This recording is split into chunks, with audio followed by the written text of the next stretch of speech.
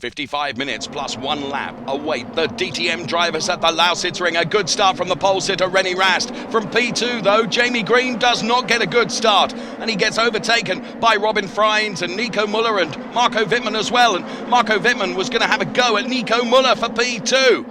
But Nico Muller, around at turn number 2, was able to hold on to that P2 place.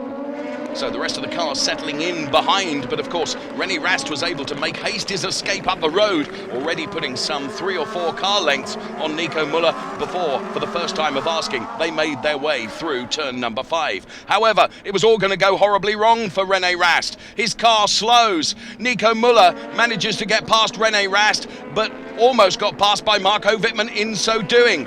Disaster for René Rast then, his car slowing and eventually would stop, and every single one of the DTM drivers was able to get past the points champion, who of course was leading this race as well. So Nico Muller picks up the lead of the race. Marco Wittmann is P2 and Jamie Green is P3, ahead of Robin Freins in P4. There we can see the René Rast car having to be retired, then no points to be earned from this race at the Lausitzring. In came Marco Wittmann for an early stop relative to some of the other drivers, hoping of course to undercut those ahead of him.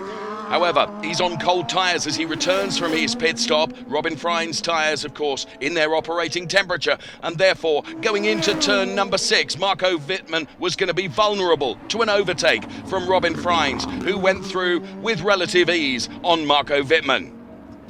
So Robin Freins ahead of Marco Wittmann then, and Nico Muller returning from his mandatory stop, and the same principle applied. He, of course, on cold tyres, but he had sufficient gap over Robin Freins to maintain his position there and hold on to that car and hold on to those tyres and generate the temperature into them before he got towards turn number 6, protecting himself from Robin Freins. All of a sudden, the pit lane became very busy. Mike Rockenfeller beating Jamie Green away. Jamie Green nearly clattering into the back of Timo Glock. That was deemed to have been an unsafe release, and Jamie Green would pick up a drive-through penalty.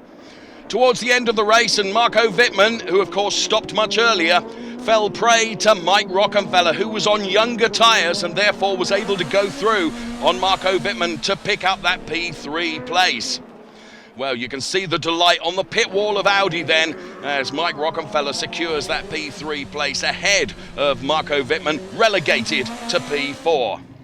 But for Nico Muller, who until this weekend had never taken a podium here at the Lausitzring, let alone a race win, of course taking advantage of René Rast's retirement, he was able to secure the victory and valuable points for the Drivers' Championship, ahead of Robin Freins and Mike Rockenfeller, and Marco Wittmann sealing that P4 position.